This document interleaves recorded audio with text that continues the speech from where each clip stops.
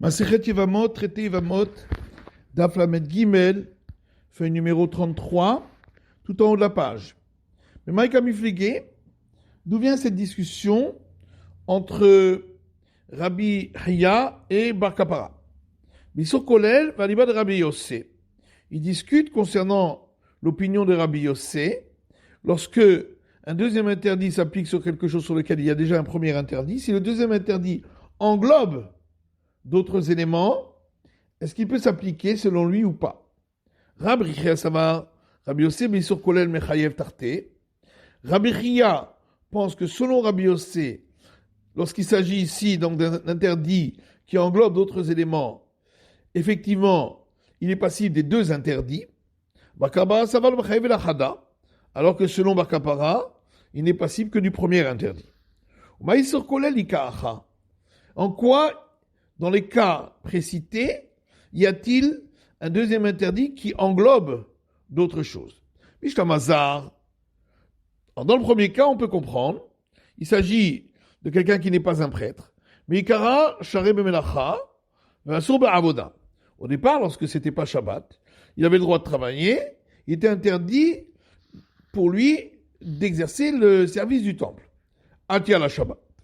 Arrivé Shabbat, Migo de Kamitsar Bimlacha, puisque à cause du Shabbat, il est interdit de tous les travaux, de faire l'ensemble des travaux interdits du Shabbat. Mitzanami Ba'avoda. L'interdit s'appliquera également pour le service du temple. Ba'almum. Dans le deuxième cas, c'était un prêtre qui avait un défaut. Mais Karachariba Achila, au départ, il avait le droit de manger des sacrifices en tant qu'ayant un défaut. Basso Ba'avoda. Il était interdit pour lui de servir au temple. Itmele. Ensuite, il est devenu impur. Migo de Kamitsa Be'achila. Puisque l'impureté l'interdit donc à d'autres éléments, c'est-à-dire manger des sacrifices. Mitzanami Ba'avoda. Ce deuxième interdit s'appliquera également pour le service du temple selon Rabbi Hiya. Et la Médika, par contre, dans le troisième cas, où c'était quelqu'un qui n'était pas un prêtre, qui avait mangé des sacrifices d'oiseaux dont on avait fait l'abattage rituel par la nuque. Les deux interdits arrivent ensemble, l'interdiction de manger du sacrifice et l'interdiction de manger alors que l'abattage rituel n'avait été fait que par la nuque. Mais sur Kolel, au Mishkahatla, on ne trouve pas qu'il y ait un interdit. Donc ce sont deux interdits qui arrivent ensemble, mais on ne trouve pas qu'un des deux interdits englobe d'autres choses à travers cet abattage rituel. Et là, comme il expliquait, ils sont batachat. Donc il faut dire qu'en réalité, toute leur discussion dans les trois cas, c'est sur deux interdits qui arrivent ensemble au même moment. Valiba de Rabbi Yossé, selon l'opinion de Rabbi Yossé, Rabbi Hiya Sava Rabbi Yossé Beisur Batachan Mechayev Tarté. Rabbi Hiya pensera que selon Rabbi Yossé, si les deux interdits arrivent au même moment, il est passible de ces deux interdits. Au Bar Kapara Sava Mechayev Lachada. Et Bar Kapara dit non, il ne sera passible que d'un seul. Et alors en quoi, ici, dans ces cas-là, les deux interdits sont arrivés au même moment? Zar Shishimel Beshabbat, dans le cas de celui qui était étranger à la prêtrise, qui a servi le Shabbat. Qui quand a été jeté sa robe de Shabbat. On parle d'un cas où il s'agissait d'un mineur qui le jour du Shabbat est devenu majeur parce que lui ont poussé les deux poils qui sont un signe de sa majorité. Et donc les deux interdits s'appliquent sur lui au moment où il est majeur. Donc l'interdit de faire le service quand il n'est pas prêtre et l'interdit du Shabbat. Les deux interdits arrivent au même moment. Baal Moumnami, pareil pour le cas du prêtre qui avait un défaut. Quand on a été jeté Sarot, Vitamélé, on parle qu'il était également impur et qu'à un moment donné, les deux poils ont poussé et il est devenu majeur et les deux interdits sont appliqués sur lui au même moment. Il y avait les Baal Moum et Touma Badadadé. Donc ces deux interdits que sont servir en tant que ayant un défaut et en tant que personne impure sont arrivés au même moment. Ou bien on peut parler d'un autre cas où il s'est coupé le doigt avec un couteau impur. Et donc, le défaut et l'impureté sont arrivés au même moment.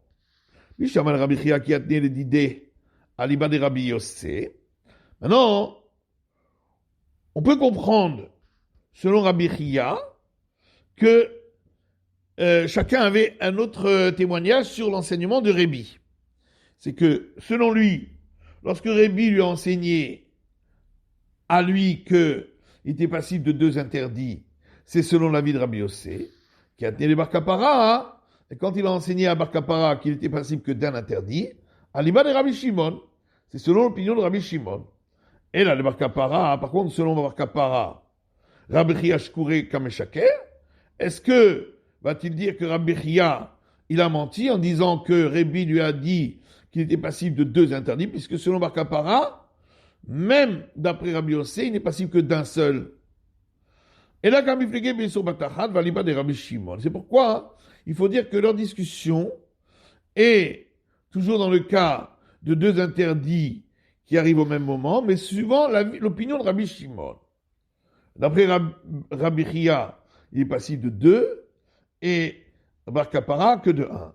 Mishaman Rabbi Chia Kamishtaba, on comprend que Rabbi Chia a prêté serment, la Poukel Rabbi Shimon Mechazake. C'est pour montrer que ici Rabbi Shimon ne suit pas sa présomption de dire que on est passible que d'un interdit. Et là, le Bar Kappara l'amène le Yishtaboué. Mais pour Bar Kappara, qu'est-ce qu'il avait besoin de prêter serment? C'est normal que selon Rabbi Shimon, on n'est passible que d'une fois. C'est l'opinion générale de Rabbi Shimon. Kashia, la Gemara dit, c'est une bonne question. Shama le Bar Kappara, qui a tenu Rébi le Didé, Aliba de Rabbi Shimon. On comprend selon Bar Kappara que lorsque Rébi lui a enseigné qu'il est passible que d'une fois, c'est suivant l'opinion de Rabbi Shimon, qui a tenu les Rabbi Chia, Aliba de Rabbi Yossé. Et quand il a enseigné à Rabbi Chia qu'il est passible de 2 interdits, c'est suivant l'opinion de Rabbi Yossé. Et là, les Rabbi Chia, Bar Kappara, Shkouré, Mekam et Shaker. Mais, pour Rabbi Chia, est-ce qu'on va dire que Bar Kappara a menti en disant que Rébi lui a dit qu'il était passible que d'une fois, puisque selon Rabbi Chia, même Rabbi Shimon dit qu'on est passible de 2 fois. Malecha Rabbi Chia te répondra, qui a adneye Rébi les didé, tarté liftor adneye. Lorsque Rébi a enseigné à Bar Kappara qu'il n'est passible que d'une fois, c'est dans les 2 premiers cas où on parle que les 2 interdits ne sont pas venus au même moment, et c'est pourquoi il n'est passible que d'une fois. Et c'est dans ce cas-là que Rébi lui a enseigné cela. Mais sur Kolel Atneye, Valiba de Rabbi Shimon, pour lui enseigner que même lorsque le 2e interdit englobe d'autres éléments, malgré tout, selon Rabbi Shimon, il n'est passible que d'une fois. Bar Kappara a vu qu'il y avait un 3e cas, qui était celui qui n'est pas un prêtre, qui a mangé d'un sacrifice de volaille dont on avait fait l'abattage rituel par la nuque, selon les prescriptions. Va aider des dames aller, puisque c'est un cas qui ressemble, il a pensé qu'on lui appliquait les mêmes règles. Or, en regardant ce 3e cas, il a vu que les 2 interdits venaient au même moment. Il a pensé, puisque dans ce cas-là, on parle que les 2 interdits sont donc venus au même moment, donc les 2 premiers enseignements aussi, on parle lorsque les 2 interdits sont arrivés au même moment. Et puisque Rébi a dit que dans ces 2 cas-là, il est dispensé d'un 2e interdit, et bien pareil dans le 3e. Et donc c'est pourquoi il a pensé que même lorsque les 2 interdits viennent au même moment, selon Rébi, il serait passible que d'une fois.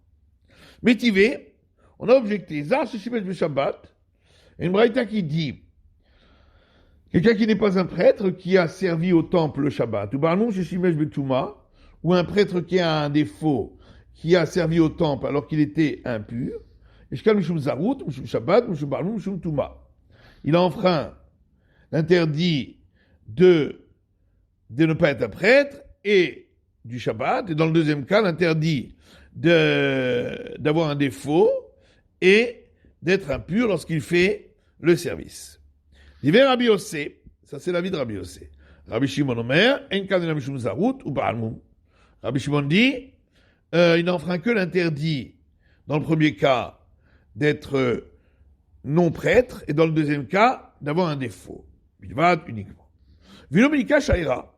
Et le troisième cas, qui est celui qui est un non prêtre qui aurait mangé de sacrifice de volaille, dont on a fait l'abattage rituel par la nuque, on n'en a pas parlé. Le mal Shaira. C'est à cause de qui qu'on n'en a pas parlé. Il est malé Rabbi Yossé, si c'est pour l'opinion de Rabbi Yossé, Rabbi Yossé, Beisur Kolel, Mechayev, Shtaïn, Beisur Batachal, Mibaya. Au contraire, si Rabbi Yossé, même quand le deuxième interdit arrive plus tard, parce qu'il englobe d'autres éléments, il dit qu'on est passible des deux interdits, à plus forte raison quand les deux interdits arrivent au même moment. Et là, le Rabbi Shimon, forcément, c'est pour l'opinion de Rabbi Shimon, mais sur Kolel ou des Pata, pour dire que c'est seulement lorsque le deuxième interdit arrive plus tard, mais il englobe d'autres éléments, malgré tout, il est dispensé du second interdit, aval beisur bebatachal mechayev. Mais si les deux interdits étaient venus au même moment, il serait passible des deux interdits. Tufta de bar kapara, tufta. C'est donc une objection totale contre l'enseignement de bar kapara. Zar shishimesh b'shabbat b'may. La Gemara demande, quand on a parlé de quelqu'un qui est non prêtre, qui a servi au temple le Shabbat, de quel service parle-t-on? Ib shrita, si c'est l'abattage rituel, shrita bezar kshera. L'abattage rituel, c'est autorisé pour quelqu'un qui n'est pas un prêtre dans le temple. Vib kabbalah volacha, s'il s'agit de recevoir le sang et de l'amener à l'autel pour l'asperger, tiltul ba'almahu, c'est juste un déplacement du sang. En quoi ce serait un interdit du Shabbat? Iba aktara, s'il s'agit de faire fumer de brûler les morceaux sur l'autel, voilà que, selon Rabbi Yossé, brûler le Shabbat, c'est donc allumer un feu, et c'est un interdit qui n'est qu'un interdit simple, sur lequel il n'y a pas de sacrifice à apporter.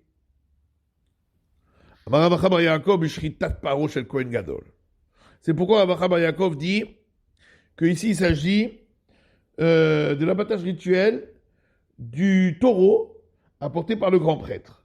Ou que l'ivra Omer Shritat Paro chez Kohen Gadol Bezar Pesula. Et ça va d'après celui qui dit que l'abattage rituel du taureau du grand prêtre, si elle a été faite par un étranger, elle est non valable. Yachima Yazar.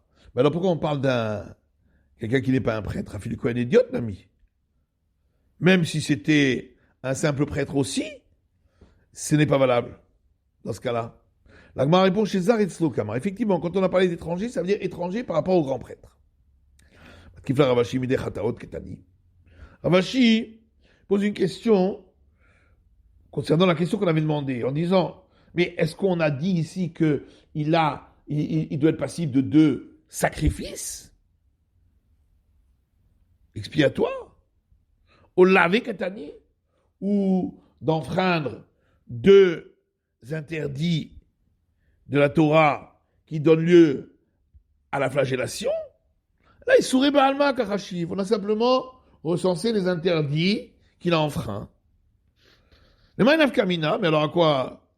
Qu'est-ce que ça nous change si de toute façon il n'y a pas de sanction?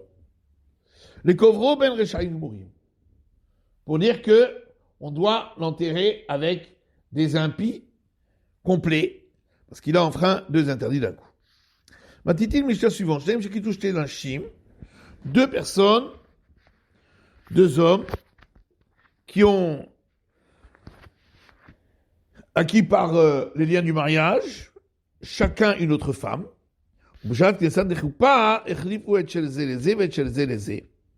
Et lorsque ils ont fait entrer sur le dé nuptial, ils ont échangé l'une pour l'autre et l'autre pour l'un.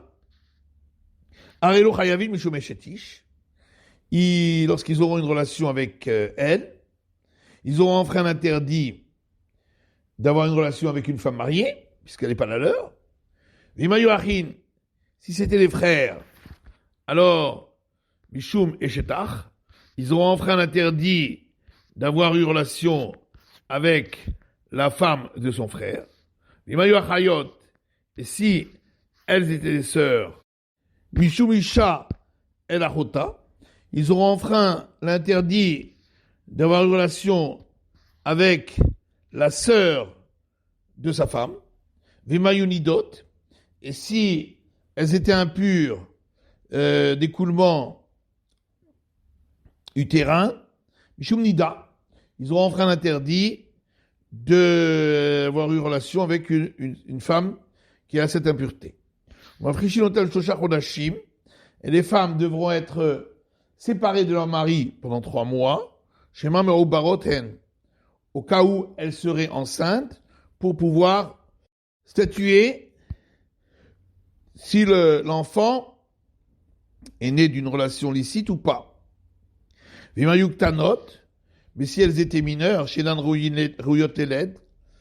donc elles ne pouvaient pas avoir d'enfant encore, elles peuvent retourner à leur mari immédiatement. Et si elles étaient de la tribu des prêtres, elles sont exclues du prélèvement aux prêtres. Gemara, pourquoi la Mishnah dit qu'ils se sont échangés leurs femmes? Est-ce qu'on parle d'impie ici? Et tout de plus, Adetani Rabbi Chia.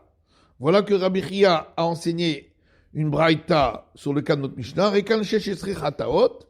en disant que dans notre cas, ils seront astreints à apporter 16 sacrifices expiatoires, 4 pour chacun, et donc pour les 2 maris et les 2 femmes. Ibemezin miika korban.